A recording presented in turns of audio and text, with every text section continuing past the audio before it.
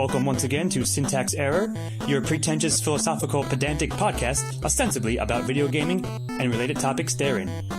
Warning, this podcast contains mature language, content, and spoilers. You have been warned.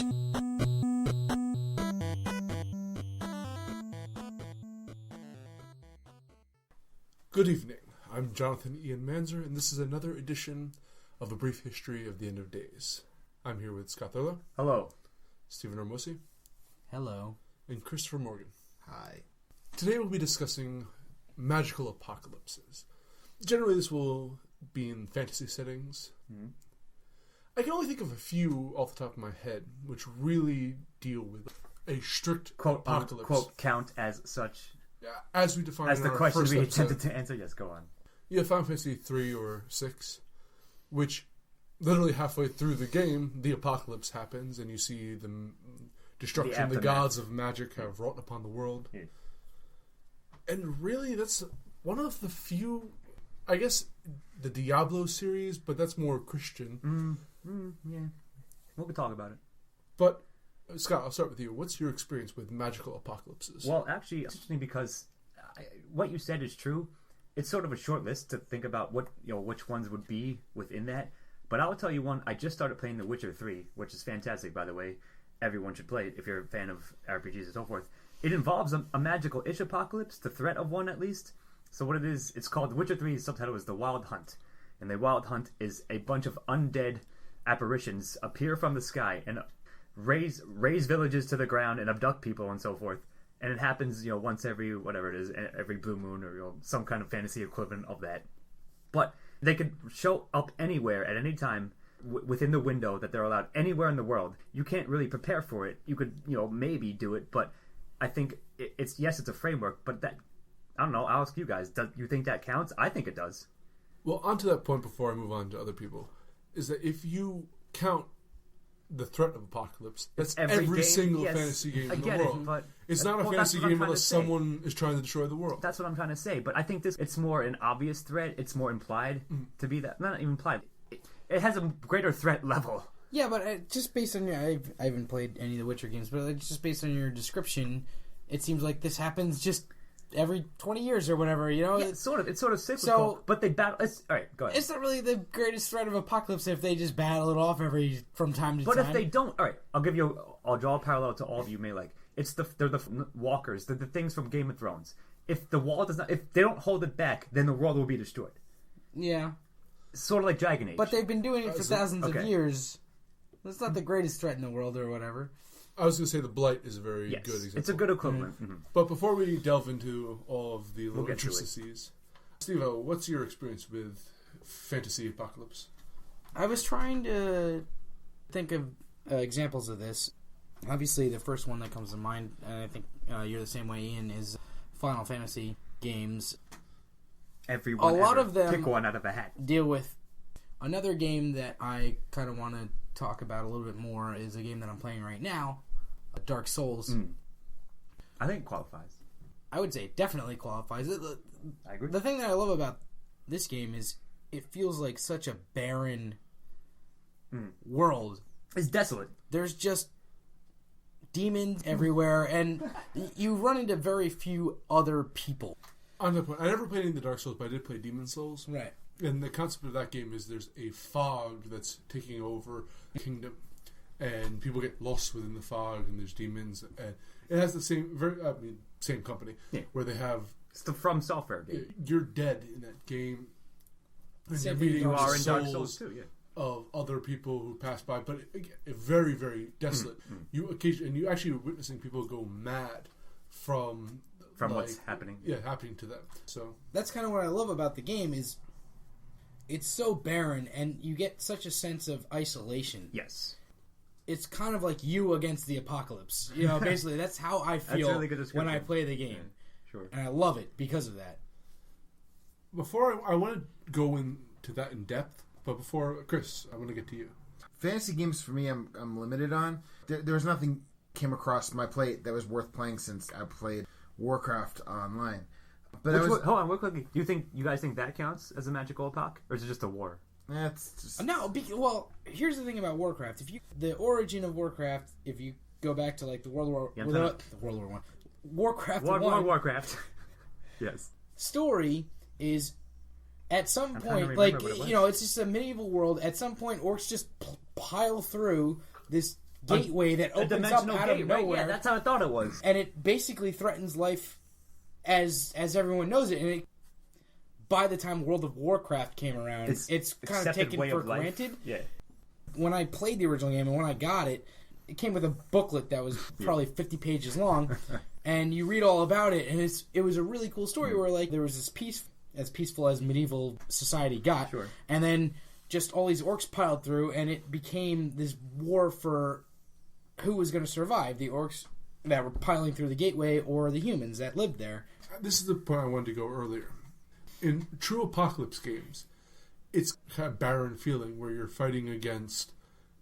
You're trying to reclaim something in a sense, and it's that desolation. I think Final Fantasy 3 captured that well. And actually, that's one of the rare games you play which you see the world before and after. Yes, sure. And it really strikes you home as you go to cities that a graveyard has suddenly like tripled in size.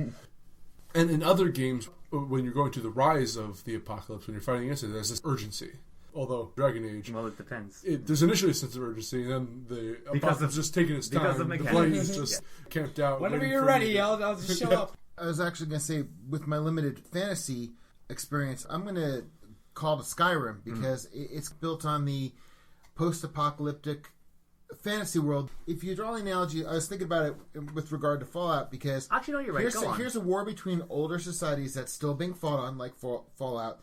And then there's like little tribes, but you've got those feral people out. And then you've got, the different guilds, but you've also got the Daedras. You got different alliances that you go through, different enemies you face.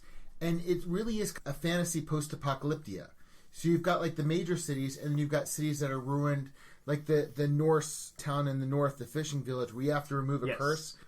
I'm going to say it's more of a post-apocalyptic game. You don't really see, but there's enough of a backstory that you get it filled out. Well, I'll tell you why. It actually, technically it is, and you might agree with this, because canonically, Skyrim takes place after Oblivion, and Oblivion was probably they even mention it at many books, and the lore in the game you can find. It was like, in the Fourth Age, Molag Bal, whatever Daedric lord it was, attempted to enter humans' realm and threatened the world. So, like, technically, all I'm saying is, like, yes, Skyrim would be, in quotes, post-apocalyptic because it takes place after Oblivion. That's all. I'm not going to try to take away from... Actually, I am going to try and take away from... Never mind. Yeah, forget everything I just said. The world of Skyrim, where Dark Souls, as I mentioned earlier, feels very isolated, and it feels like you're battling the literal apocalypse, trying to push back the darkness, battle the demons that are taking over the world. The world of Skyrim, while an amazing game, feels like there is nothing threatening the entirety of humanity that lives there. Not necessarily humanity, but like all of the different races that live denizens. there. I never once, while I was playing Skyrim, and granted I haven't finished the game, but I got pretty far into it, I never once felt like, these dragons are just going to kill all of humanity or at any point. Well, interestingly enough, I'm a huge fan of the Elder Scrolls series. Me too. I play from everything from Daggerfall onwards.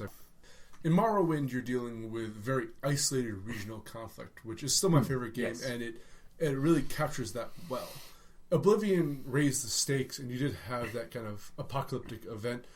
Again, I never felt that the world was particularly threatened, although Oblivion games are popping up everywhere.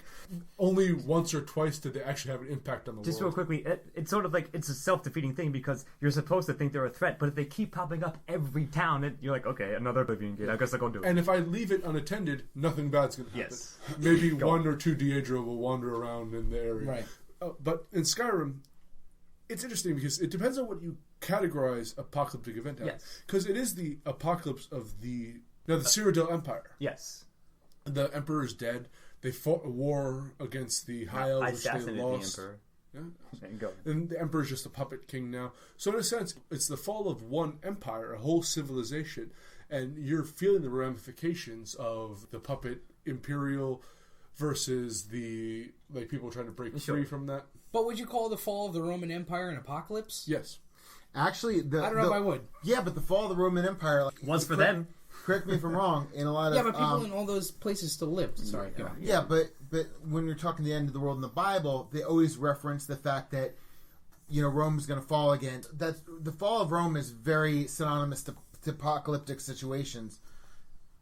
Also, to that point, if we're going to go historical for a moment, fall of Rome led to the Dark Ages, which set back civilization. Not until the Renaissance came around did we see the rediscovery of that classical age. If you're going to Game of Thrones for a second, that concept of Valyria, which was the civilization that existed so great that we haven't captured yet, is how in the Middle Ages they viewed Rome. And we're just reaching, in a sense, in civilization aspect to the point where the Romans were, in some senses. So I feel... Oh, I'm sorry. I didn't mean to make a face. Kind of the idea of Western civilization, Renaissance onwards, which wasn't that long ago. Skyrim is not an isolated incident. All across that world, civilizations it's breaking a domino apart. Effect. They're saying we want our freedom now, but they're not going to have the unity they had with the legions. The Roman legions back in the day helped not only preserve the empire, but make roads safe to travel and stop bandit attacks, and that all fell apart. People, and you already see it in Skyrim, the vacuums, people grabbing for power. So in a sense, that fall of the empire will lead to devastating consequences, regardless if there are dragons or not. Dragons, whatever, man, but our empire is falling apart. But one of the things on the first episode of Brief History that we talked about, one of the definitions we came up for an apocalyptic event is irrevocably. Yeah, changing a society or a culture. And with the fall of the Roman Empire and what happened, I guess, in Oblivion, because I never played it, is that you did have a big unifying power, and once that broke up, that forever changed that society. It's a domino effect. Yeah, yes. As you said, but it's still following the same when everything went tribal. Yes. I like that you drew the parallel to the Roman Empire. That's like a pretty good one. I like that a lot. Maybe you might remember this as a good. Yeah, I said it was a good one. You might remember exactly in the lore of Skyrim, in the other scrolls. The other scrolls are a prophecy, right? You always get a prophecy about some vague, the prophecy in Skyrim, of course, was dragons will return to the land. Although Elsewhere has their own prophecy. Yes, which I can't wait. I think the next Elder Scrolls, by the quick tangent, should be in Elsewhere. Maybe it will be. Absolutely should. Right, so that's what the framework of the entire series is that. Can you guys explain the Oblivion Crisis briefly? The Oblivion Crisis in Elder Scrolls Oblivion, as the name may suggest, is that in their magical lore, there is sort of like D&D. There's planes, other astral planes, essentially, where each Daedric Lord, who's essentially a demon lord, a god, for all intents and purposes, resides, and each one has their own plane. One of the god of war and murder, or whatever he's the god of, something bad, death and destruction. Lord of bad shit. Gotcha. Attempts to permanently come through in his physical realized form, come through from his astral plane into the Tamriel and destroy it because he's the god of destruction. So there's holes are opening up, dimensional portals to his realm are opening up, and demons are pouring in, and the final actual climactic quest battle is to fight. He does come through, and you have to stop him. Now, more to his point, though, the emperors of the Cyrodiil Empire made a covenant with a god. Elves. It was a... you're right. Akatosh, I believe. That they would keep these fires lit. And the only one who could light these fires is of the blood of Tiberius Septus. Yes. And this would close the Oblivion gates, or at least to a certain extent. They could still summon creatures from them, but they couldn't just cross over willy-nilly. Yeah, yes.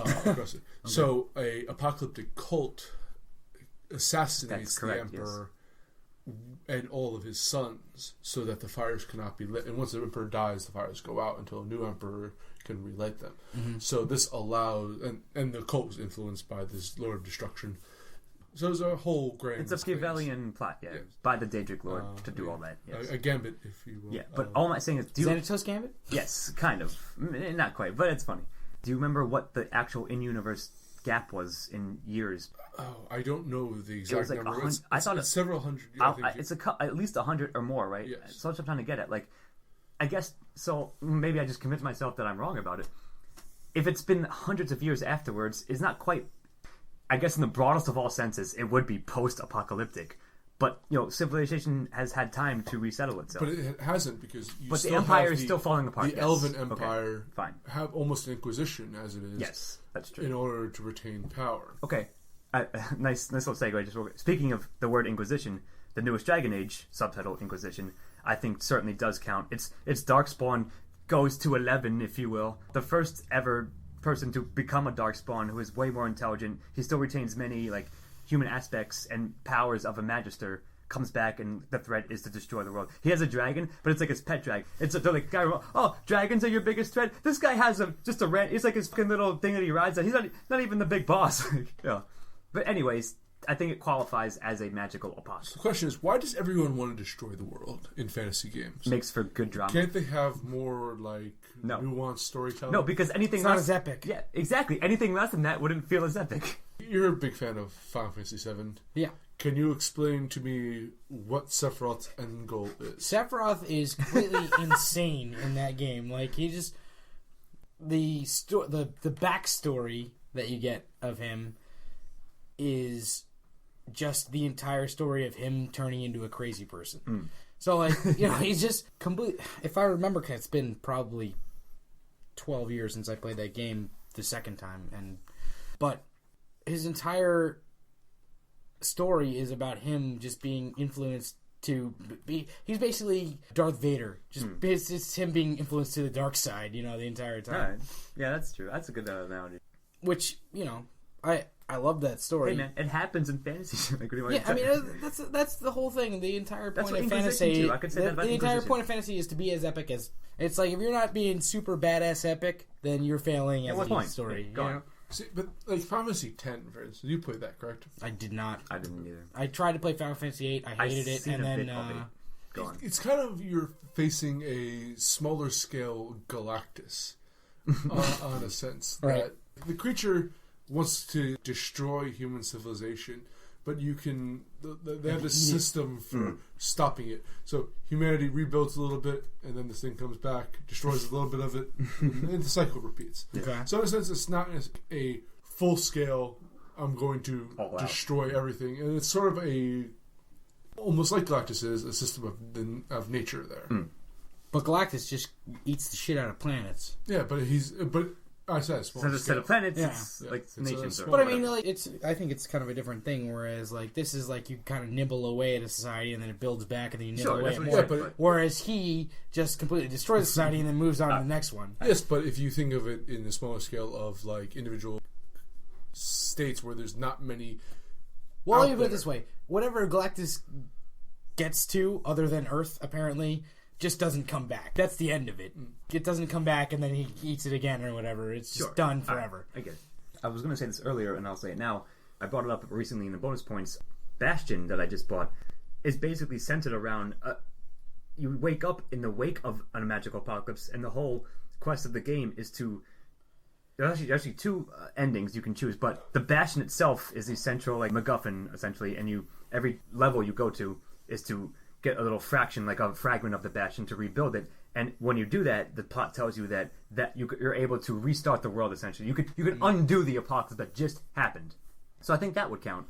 I watched you play a little bit of it, Yeah. and I really enjoyed the kind of barren feel that it had. Yes, it's desolate. You were walking amongst this park area where the ash remnants. Everyone's of turned people. to ash. Yeah, it's really cool done. It's all I'm saying. I think that's a recent-ish example that would count for sure in my mind. And again, I think it goes to really kind of stress this point. Fantasy doesn't really always do well with a post-apocalyptic landscape or apocalyptic because it's more about the epicness. In a sense, fantasies or apocalypse is about, in a sense, that kind of isolation. It's about the wandering of the wastes, as it would be. Yeah. Where fantasy is that we're going to be the hero who saves the day, which is why I loved Final Fantasy 3 or 6, because you fail.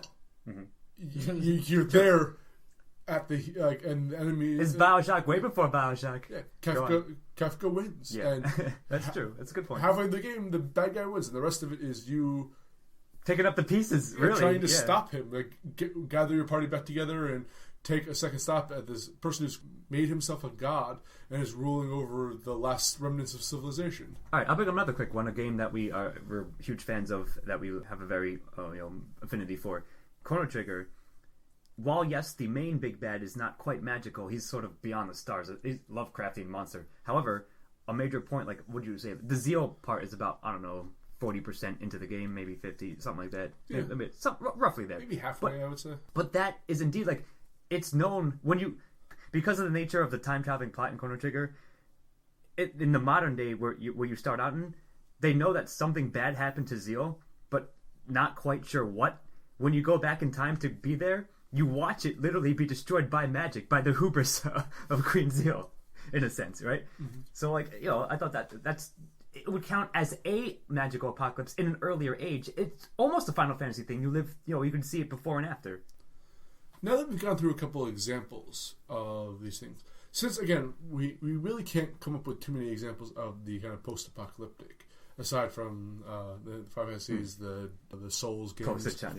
Good. What makes an effective ramp up to an apocalyptic scenario?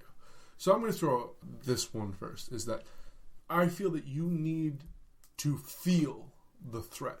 And I feel a lot of games fail at that. Yeah. I was going to say, well, as I said before, Skyrim feels post-apocalyptic, but the one thing it is missing, why I wouldn't call it apocalyptic, I'd say more post-apocalyptic, is as with any narrative, you have to see some of the repercussions of what the bad guy's doing. You need to see why this guy is a threat.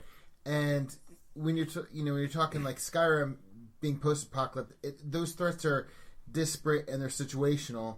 Whereas, like, I haven't played Dragon Age Inquisition or Final Fantasy, but from what you folks told me, it seems like, the villain's there and he's showing you why he's bad, what he's doing, and if he succeeds... It's not off screen. Yeah, what I'm saying is you get a taste of, if he succeeds, what the world's going to be like.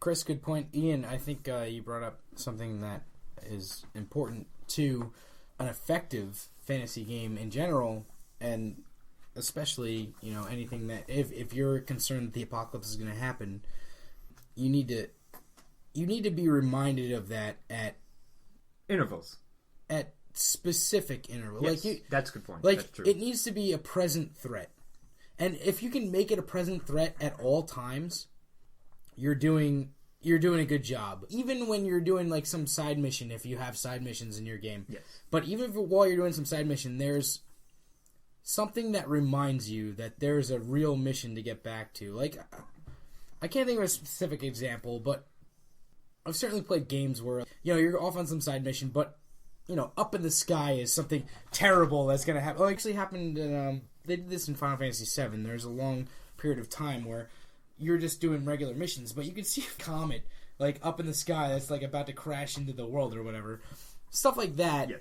Something like that it's an ever-present reminder, even if it's not like the first thing on your mind, that something bad is coming. If you can make that feel, even if it's not a timed threat, where you have an amount of time to like do whatever you're going to do, and then it's going to happen no matter where you are. But if you can make it feel like a timed threat, then I think it's even more effective. Well, Majora's mastered that very well. This is another example of, I just thought of, dealing with Zelda. Ocarina of Time? Yes.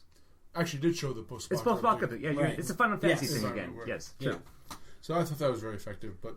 Yeah, I was going to speak about Joan Rajasco. I sort of stole my thunder, but it's a very good one, for sure. It's excellent. I'm kind of sort of disappointed that I didn't think of it earlier. But I was going to bring this up, mostly about, like, the Elder Scrolls and even The Witcher kind of, like, games like... We touch upon this in other episodes. Origins is a good example, and I'll give you... And what you just said I like, too, and I'll speak about that as applied to Inquisition. It's something like this, right? Yes, they're telling you, oh man, the Blight's coming, the Darkspawn are going to show up. But because of the nature of sandbox games, and even Skyrim, Chris, too, is kind of like this. Oh shit, the dragons are coming. Yeah, but you have all the time in the world to dick around and do whatever you want because of the nature of a sandbox game like that. So like, it's hard for that threat level to be kept up if you have... Oh, I'm going to do like 50 side quests, but I'll get to the other shit later, And real quickly, Inquisition did a very effective thing.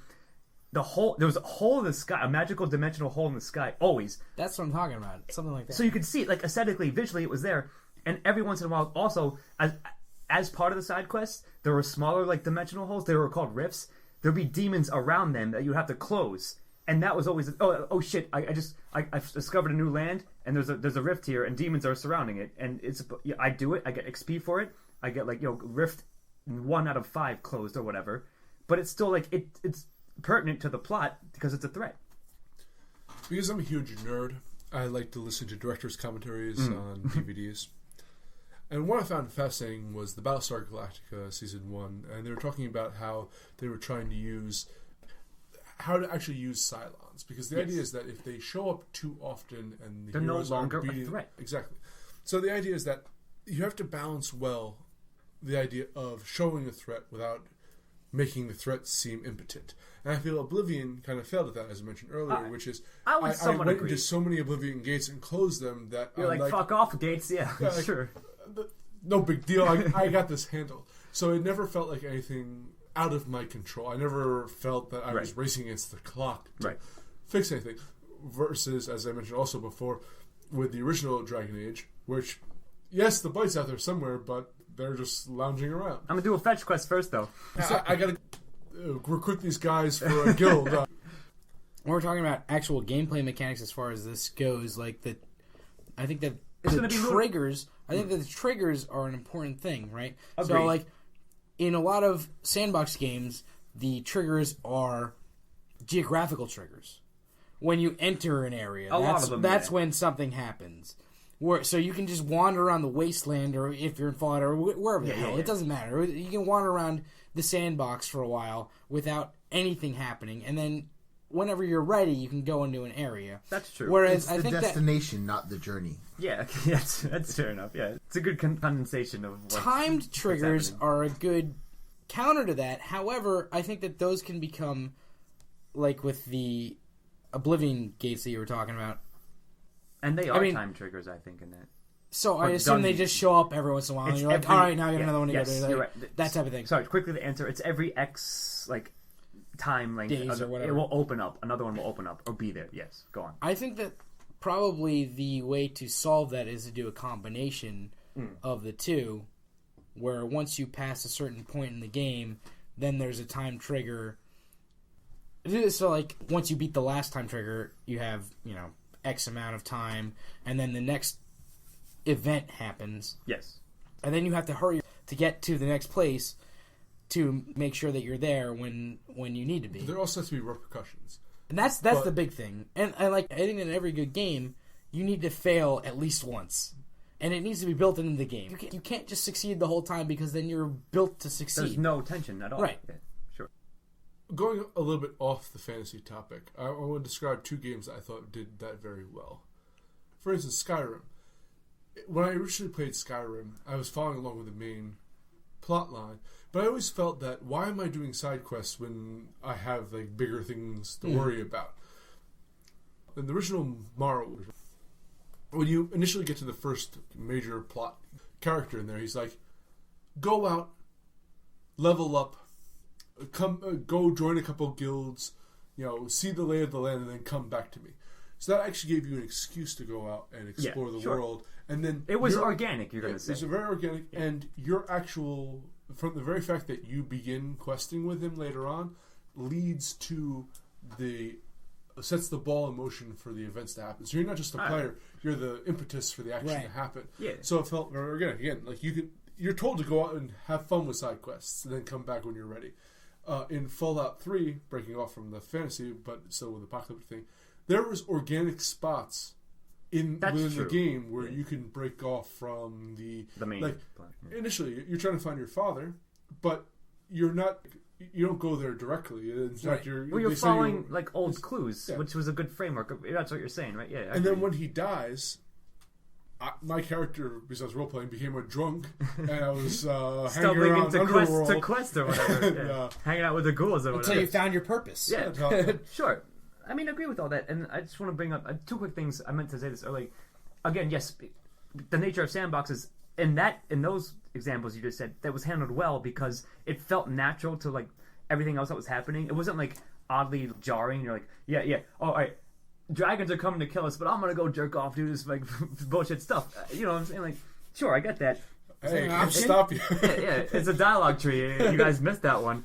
No, it almost becomes... It may become ludonarrative dissonance in that sense when not handled not as well. I wanted to bring up the Dragonborn was a second DLC for Skyrim. I think because it was sort of a more condensed thing, like it wasn't the whole game, it made sense. Like it was a magical apocalypse. You went to... Who's the god of magic again in Skyrim's in Elder Scrolls? Hermaeus Mor. It's something like that. It has like two names. H Mor. Like I forget. It's Hermaeus, whatever it is. The god of magic. You go to his magical realm. I thought it was a her. It's both. That god can appear as both. It's a god of like trickery, deception, magic, and illusion. Yeah, it's a Lovecraftian monster, and you even fought like sub-Lovecraftian monsters in the magical realm. But it made sense because it was sort of like Oblivion done right, but with newer gen Skyrim stuff. But I want to go back to Majora's Mask because that's just a good one. That one, to your point, it literally had a ticking clock counting down on you. Right. And you could see it, yeah. And it reset. And the big mechanic was you could redo it, but you saw the moon getting closer and closer. And if you failed, you saw the moon come down and destroy Clocktown. Like, it was very effective in that sense. That was kind of a weird, risky game, even within the Zelda series. Like, they had never done anything like that, and even since you've never seen anything quite like it. I can't think of anything. Right? I feel like that's a game you can only really pull off once. Yeah, again, maybe, but like everything else would feel derivative. But when they pulled it off in that game, it was very effective and very well done, and I think it qualifies as perhaps one of the best magical apocalypses as I think more about it. I would say that it's very effective because it touches all the everything aspects we just said. Yeah, you're right. There's a constant feeling of pressure to solve the thing. Yeah. There's repercussions. There's a metaphorical gun feel, against your head the whole time you're playing. But it doesn't necessarily unfairly punish you for failing. I mean, again, you have to restart. The nature of the plot allows you to yeah, that's true. Yeah. So, go on. I don't know. It's an interesting balance you have to achieve. Mm-hmm. So, sure. I think that's going to be all tonight. Next time, they say that sufficient technology is akin to magic. Sufficiently advanced. So we're going to discuss apocalypses done by our own modern-day technology or those of the near future. Anyway, I'm Jonathan Ian Menzer, here with Scott Tella. Good night. I have to go fly away on a dragon and destroy all worlds at once. So we have to stop him. Stephen Ramosi. Have a good one. And Christopher Morgan. Good night, and I just want to say one thing. I just note, in case I was wrong about the Roman part in the Book of Revelation, it may have been the preachers on TV that have brought up romance. I was just I leave us comments of whether or not Chris is right about this. Yeah, but what I'm saying is I think maybe I'm remembering whatever. Good night. It's a fictional book. Who cares? This has been Syntax Error. Thank you as always for listening, and we will see you next time. Music by Stephen Ramosi. Editing and engineering by Jonathan Ian Manzer. Syntax Error is part of a Lost Signals Productions. All rights reserved.